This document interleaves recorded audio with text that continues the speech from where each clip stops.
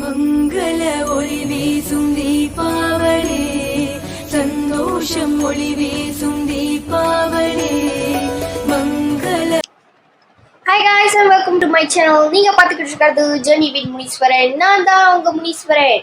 So இன்னைக்கு நான் எப்போதும் போல பேய் கதையோ டிராவிங்கோ அதெல்லாம் செய்ய போகிறது கிடையாது. ஸோ இன்னைக்கு கொஞ்சம் ஃபன், அதாவது நம்ம JWM ஃபன்லேண்டுக்கு போகிறோம். ஸோ நீங்கள் கவரை பார்த்துருந்தாலே தெரியும். ஸோ இது தீபாவளியோட பிளாக் மாதிரி தான்ல.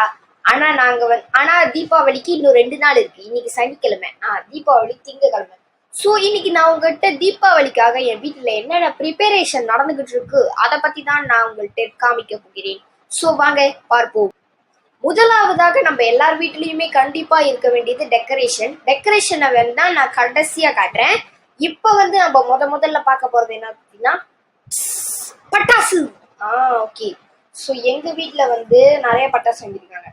முதல் பட்டாசாக இது இருக்கு.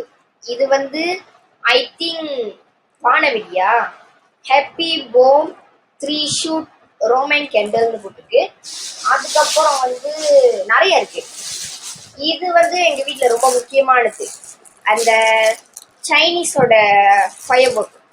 தீபாவளிக்கு கோயிலுக்கு போயிட்டு வந்துட்டோன்னே அப்படியே வெடிப்பாங்க. அதுக்கப்புறம் அது 2 வாங்கியிருக்காங்க அதே மாதிரி. ஸோ அதுக்கப்புறம் ஹாப்பி போம் பில்லி கிராக்கர். இது டிராகன் நெக்னு சொல்லுவாங்க. ஞாபகம் இருக்காவா? பார்த்துருக்கீங்களா? இந்த மாதிரி இருக்கும்.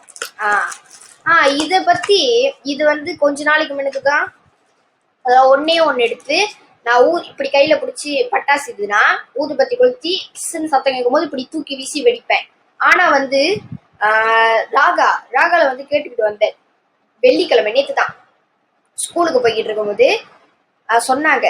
அவங்கள ஒருத்தவங்க இதை இந்த மாதிரி நான் சொன்ன மாதிரி வெடிக்கும் போது அது பின்னாலேருந்து வெளியாயிடுச்சு. அந்த பட்டாசோட பின்னாலேருந்து வெளியாகி அது அவங்க கையிலே வெடிச்சிருச்சான். ஸோ இப்போ நம்மளே ஒரு வெண்ணாங்கோழி இதுல இப்பதான் கொஞ்சம் ஞானம் பெற்று தைரியமாகி வெடிச்சுக்கிட்டு இருக்கோம். கையில இப்படி ஒரு குண்டை போட்டாங்க. என்ன பண்றது? அதனால நான் திரும்ப பழைய மாதிரியே ரோட்டுல வச்சு கொளுத்தி தான் விளாண்டுட்டு இருக்கேன். ஸோ நெக்ஸ்ட் என்னன்னு பார்த்தீங்கன்னா இது ஹாப்பி பவுன் ஃபவுண்டன். இது இங்க இருக்கு தீ. ஸோ அதை கொளுத்துவாங்க. அது ரொம்ப நேரத்துக்கு எரியும். ஆனா அது எத்தனை நிமிஷத்துக்கு எரியும்ன்றது எனக்கு தெரியாது. இதுவும் ஹாப்பி பூம் தான், அதான் அந்த வானவெடி. ஆனா இது கொஞ்சம் சின்னதானதுல, அது பெருசு. ஓகே. அடுத்த பட்டாசு இது என் தங்கச்சிக்கு இது வாங்கியிருக்காங்க. கம்பி மத்தாப்பு ஹாப்பி போம் குளோ ஆஃப் சன்செட். ஓகே. அதுக்கப்புறம் எங்க வீட்டில் இது திகமினேட் பட்டாசு. இந்த பட்டாசோட பேர் ஹாப்பி போம் பில்லி கிராக்கர் 3 minutes. ஸோ அங்கே எழுதியிருக்காங்க. அதுதான் இந்த பட்டாசு. அதுக்கப்புறம் திரும்பவும் இதே மாதிரி இன்னொரு பட்டாசு இருக்கு. அதை நான் உங்கள்கிட்ட சொல்லணும்னு அவசியம் இல்லை. இது நினைக்கிறேன் 15 ஷார்ட்ஸ் போட்டுருக்காங்க. அதுக்கப்புறம் இது இருக்கு. இதுவும் ஃபவுண்டன் தான், ஆனா சின்ன ஃபவுண்டன். ஹாப்பி போம் மினி ஐஸ்கிரீம் ஃபவுண்டன். இது அதுக்கப்புறம் இதோட பேர் ஹாப்பி பாம் பனானா ரெயின் கச்சேல் அப்படின்னு இருக்காங்க. And then the main item is கொஞ்சம் பிரிச்சுக்கிறேன். இது ராக்கெட் பட்டாசு ஹாப்பி பாம் தண்டர் கிளாப். ஓகேயா? ஸோ பட்டாசு எல்லாத்தையுமே உங்ககிட்ட காமிச்சிட்டேன். இப்போ நான் பிரிச்சு போட்டு வச்சிருக்கேன். இது எல்லாத்தையுமே நான் அடுக்கிட்டு அடுத்து என்ன ப்ரிப்பரேஷன்றத உங்ககிட்ட காட்டேன். இதெல்லாம் நம்ம வெடிக்காததுனால இப்ப ரொம்ப முக்கியம் இல்லாததுனால நான் ஒரு பட்டாசு மறந்துட்டேன். இதுவும் என் தங்கச்சியோட தான். இது போப்போ பட்டாசு, பூண்டு பட்டாசுன்னு சொல்லுவாங்க தெரியும். பூண்டு பட்டாசுன்னு சொல்லுவாங்க தெரியுமா? அதுதான் இது. சரிங்களா? இதை மறந்துட்டேன். நம்ம அதை வெடிக்கிறது இல்ல. இந்த பட்டாசை வாங்குறதுக்காக எங்க அப்பா எவ்வளவு செலவு பண்ணாருன்னா 110 வலை 110 ringgit. ஓகே. அதுக்கப்புறம் அடுத்து ஸ்பெஷலிட்டி தீபாவளிக்காக நம்ம வீட்டில் என்ன செஞ்சுருக்காங்க அப்படின்னு பார்த்தீங்கன்னா, கண்டிப்பாக பிஸ்கட் செஞ்சுருப்பாங்க. ஆனால் அதை நான் அப்புறம் காட்டுறேன். ஸோ ஃபர்ஸ்ட் ஆஃப் ஆல் நாளைக்கு ராத்திரி அல்லது திங்கட்கிழமை நம்ம வீட்டுக்கு ஒரு கெஸ்ட் வருவாங்க. அது வேற யாருமே இல்லை, பேர் சொல்ல மாட்டேன், அதை நீங்க நாளைக்கு பார்த்துக்கோங்க.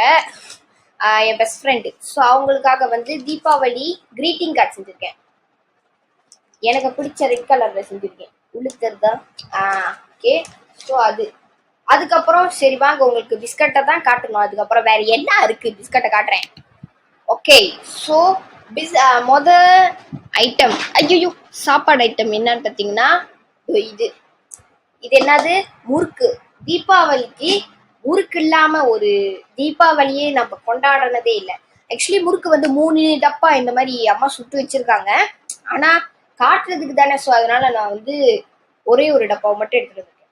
அடுத்த பிஸ்கட், இது வந்து சிப்ஸ்மோ பிஸ்கட் செஞ்சிருக்காங்க அம்மா. அதுக்கப்புறம் வந்து இது வந்து செம்பரேட் பிஸ்கட், செம்பரேட் சூசு எல்லாம் சேரி போட்டு செய்வாங்க. ஆனா எங்க அம்மா வந்துட்டும் வித்தியாசமா யோசிக்கிறதுனால என்ன சாக்லேட் சிப் போட்டு செஞ்சிருக்காங்க. இது வந்து கச்சான் பிஸ்கட் வந்து எங்க அம்மா, சித்தி, அப்பாவோட ஃபேவரட். ஆனா எனக்கு கச்சான் பிஸ்கட் அவ்வளவா பிடிக்காது. நான் சாக்லேட் சிப்பியும் செம்பரேட்டியும் தான் ரொம்ப விரும்பி சாப்பிடுவேன். ஓகே.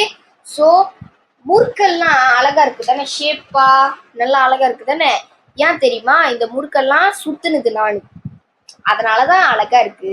யாரு JWM சுத்தி இருக்காரா, அப்போ கண்டிப்பா அழகாத்தான் இருக்கும்.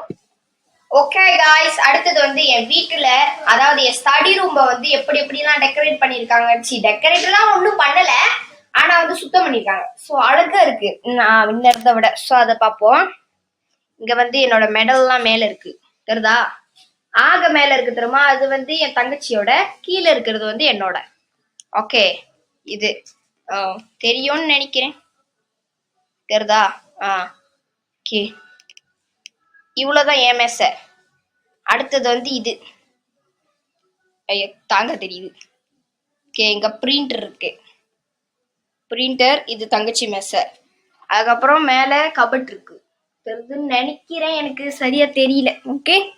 ஸோ அவ்வளோதான் வந்து என்னோட ஸ்டடி ரூம்பை வந்து டெக்கரேட் பண்ணியிருக்காங்க. ஸோ இத்துடன் விடை பெறுகிறேன். நாளைக்கு சந்திப்போம். நன்றி, வணக்கம். எல்லாருக்கும் ஹாப்பி தீபாவளி. சந்தோஷமாக கொண்டாடுங்க. பாய்.